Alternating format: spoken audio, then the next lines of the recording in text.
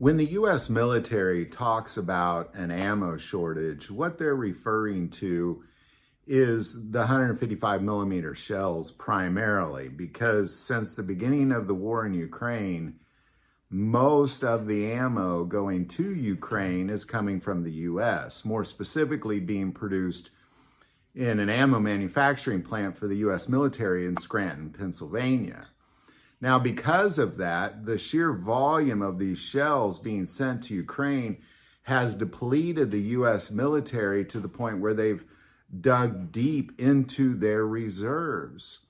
So much so that U.S. military generals are saying that a war with China, we would run out of ammunition in 1 week. Now, this is a big problem. This doesn't necessarily reflect on civilian ammo issues. However, it's the volume of the raw material that's going into those, because those 155 millimeter shells take the exact same raw material as, well, similar raw material as your small arms ammo does. So the problem that this has caused on the U.S. military has strained the production of ammo for the U.S. military. But there's good news, because there are 2 new ammo production facilities producing the 155 millimeter shell. One we reported on last month, which is in Ukraine. Ukraine opened its own 155 millimeter shell production facility where the raw material is not coming from the US, but coming from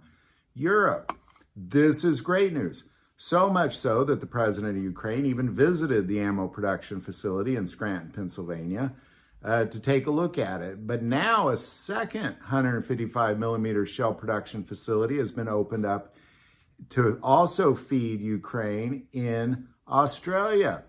And all of its raw material is coming from Australia. So both of these factories should cause a huge break for the U.S. military and allow them to now replenish their reserves, which we need as Americans, primarily for our defense, but also for our civilian small arms. Because if we continued at this pace, we would be in big trouble. And luckily, other countries have stepped in, because now, again, you have Ukraine being fed raw material from Europe, and now you have Australia being fed raw material from Australia, which should give the Scranton, Pennsylvania ammo plant a huge break and an ability to now replenish its own ammo and our own military's ammo, so we're not stuck in the situation where we can make it through a week's worth of ammo and then be out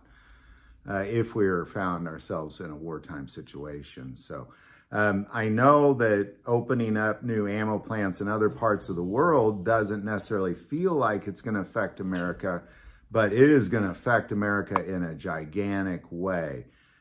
I believe our civilian ammo production will be salvaged. I believe that our military ammo production will not just salvaged, but be replenished. And all of that is ultimately, in theory, going to lead to really more of an abundance of civilian ammo, because all of that raw material that has been going to Ukraine is now staying in the United States. So there you go, 2 new ammo production facilities, one in Ukraine, one in Australia, none of the raw material coming from the US. This should give the US military a huge break in ammo production and get that word ammo shortage out of their vocabulary. So there you go. Any thoughts or insight on any of this, definitely put it below, especially any insights you might have. I do want to take a moment and say most people watch the channel. Hey, they're not subscribers. Click that subscribe button. It greatly increases the algorithm and our ability to get these messages out. That link is also below. But the most important part of this channel is we take prayer requests. So please don't ever, ever hesitate to send that in. Thank you for watching this episode of God, Family, and Guns. And as always, love God, love your family, love guns.